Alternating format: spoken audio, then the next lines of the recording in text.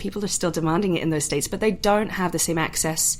They don't have the same education. They're not having the same conversations as we're having. No. Their culture is not as open to the conversation of cannabis as Massachusetts has become. Yeah. That's one of the interesting things just in terms of making editorial decisions about how you discuss cannabis. We're at a place in this country where what is completely legal in Massachusetts would get you thrown into jail for just get you thrown into jail. And so we're at a place where it's challenging to have that open conversation about cannabis at the same time when there are other people in this country who can't have an open conversation about cannabis because they're still living under a set of laws that make activity around cannabis illegal. And, a lot of those laws are inherently racist. And so you get into a place where it becomes it becomes a huge challenge because you always have to kind of think that we're lucky to be having this conversation here. Right. It doesn't mean all sort of racist activity around cannabis in the state of Massachusetts has vanished, and I don't mean to imply that in any way around enforcement of laws. We still have a long way to go, but we are empowered in a different way here that people aren't. And I think the hope is that by having this open conversation here, it'll help bring some of those other places along. Here's hoping.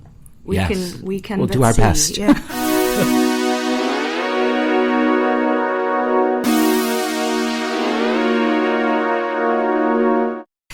So let's talk a little bit more about what's going to be coming up in some of the future editions of Different Leaf. Sure. So you mentioned that the spring edition is sort of forming right now. What are some of the topics that we're going to be focusing on? Oh, well, culture. So we're going to be talking with an artist who uses cannabis as part of his creative practice. I mean, he makes things out of cannabis. And I'll leave it at that because it's really exciting. Wow. I don't want to give away the cover reveal just yet. We're looking at celebrities in the cannabis space. In the spring so issue. many. Yes, but in particular trying to find celebrities in the cannabis space in Massachusetts. That's and interesting. So keeping it kind of still local. Yeah. Looking at celebrities, looking at sustainability in the industry. And how sustainability is changing cannabis and what the effect of cannabis is on sustainability. I think, which will be really interesting. We're talking to families where multiple generations are using cannabis. We're looking at cannabis and creativity. Wow. So we're just trying to look and see how, cannabis is changing neighborhoods, that sort of thing. I'm very fascinated, kind of like what we've been talking about so far in this podcast. I'm really interested in how things are evolving and adapting as legalized cannabis becomes part of every day. I think it's interesting to see the difference between the small towns and the big cities, because in Boston we've only got two open at the moment. Almost. I mean, we've got Netta Brookline and which is in Brookline, and then Pure Oasis will be the first. Pure Oasis will be in Dorchester. Yeah. Wait, is Brookline not considered Boston? Oh, I don't know.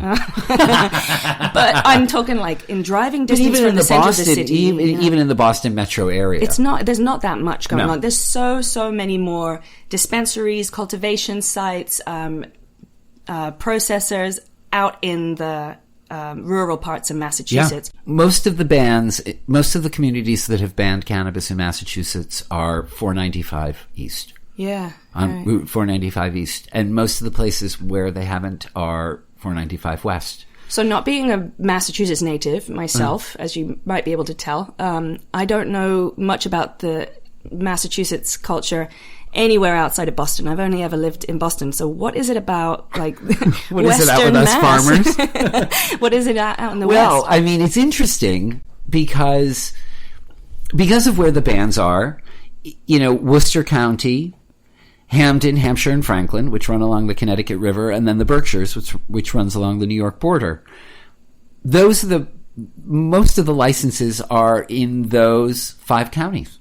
And overwhelmingly, the cities and towns in those 5 counties are allowing cannabis. There are a few exceptions, but nowhere near as many bans as would be in the suburbs of Boston, Right. where the bans are mostly concentrated. You know, I always say Massachusetts is sort of functionally 5 different states stuck together. They're all they're very different. Central is very different from Western, which is very different from the Berkshires, which is very different from the Cape. And, you know, I think out in Western Mass, particularly where I live, it is incredibly progressive.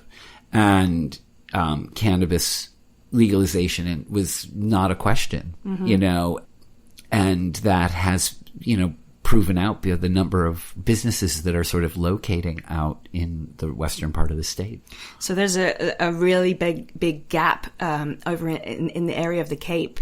There's very few cannabis businesses towards the Cape. There's one on Nantucket Island. There's one in P-Town now. Why is it so scarce out there? What's going on? I don't, you know, I think if you look at the map of where the bans are, so P-Town being the wrist, and then you get to the elbow of the arm. Right. All of those towns allow cannabis, and we'll see dispensaries in those towns. But then when you go from the elbow to the armpit, no offense, but just, you know, to make a point about geographically, the lower Cape is all bans. Yeah. And so it's maybe just taking a little bit longer. Maybe those towns are just getting around to making their selections of who's going to go into business there.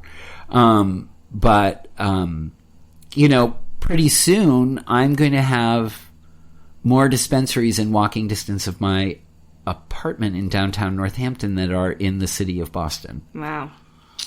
I feel like Boston's really missing out here. I think they are missing out. Hopefully we'll see it start to pick up pace a little bit. Yeah, it's going to be interesting to talk about that.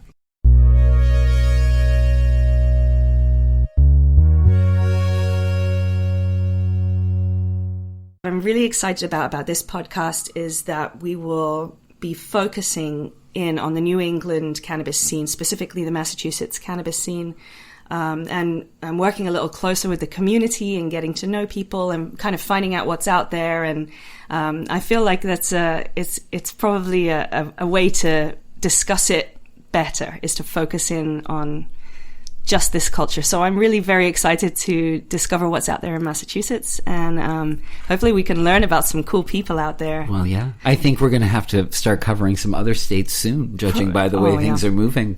Yeah, but I think looking at Massachusetts right now is going to be incredibly exciting. There are so many, like we've said, there are so many stories, and it'll be great to bring some of the stories from the magazine to the podcast so you can actually talk to some of the people. It will be great to, hear from some of those folks and talk to even some of our other writers about what they're hearing and seeing in the cannabis scene around Massachusetts. So I hope that will help us bring some really deep coverage here to help people be better consumers. I can't wait. I'm so looking forward to it. Same here. I'm super excited. Michael, thank you so much for being my very first guest on our very first episode of Different Leaf Podcast. Well, I appreciate it very much. Thank you for having me. All right, guys. So we are going to be back every 2 weeks to start off with. And you can find this podcast anywhere you get your podcasts, wherever you're listening to us now. You'll be able to hit subscribe. That should be Spotify, Apple iTunes, SoundCloud, anywhere, Google Play, wherever you're playing sound.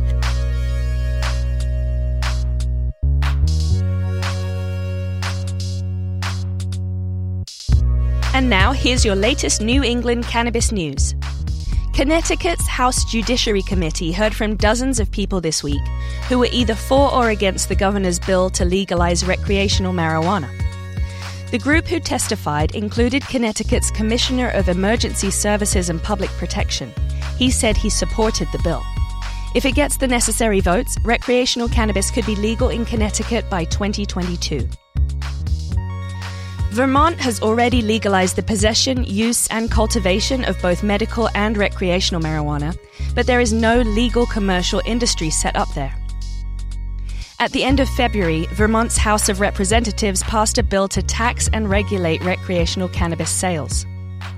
If it passes into law, the bill would set up a cannabis control board that would oversee recreational establishments and licensing, and they could start accepting licenses for recreational marijuana businesses in 2022. It may be 3 months later than expected, but Maine says it's expecting its first recreational pot shops to open in June. The state's Office of Marijuana Policy has so far received 197 applications for recreational businesses. 80 of them are good to go for a regulatory review. Unfortunately, all those applications will have to wait until Maine approves the first testing lab. And right now, there's only one lab that is even close to being licensed. If it gets its license in April, that would pave the way for Maine's other recreational businesses to get licenses approved by early summer. And Boston Mayor Marty Walsh has announced the 5 members appointed to the city's new cannabis board, which will work to ensure equity in the city's marijuana industry. The members include a former Boston Police Department superintendent, a former chair of the Boston Licensing Board, and a former executive director of the Boston Public Health Commission.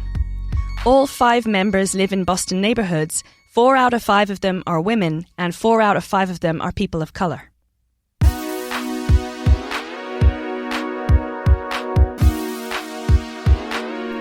You can check out more information about Different Leaf magazine online at differentleaf.com, and that's also where you can subscribe to the magazine. You'll get 4 editions for $20, which is a steal of a deal if ever I heard one. And make sure that you're following us on social media at Different Leaf, and I'm on social media at Brit the British. Thanks to our producer, Andrea Maraskin.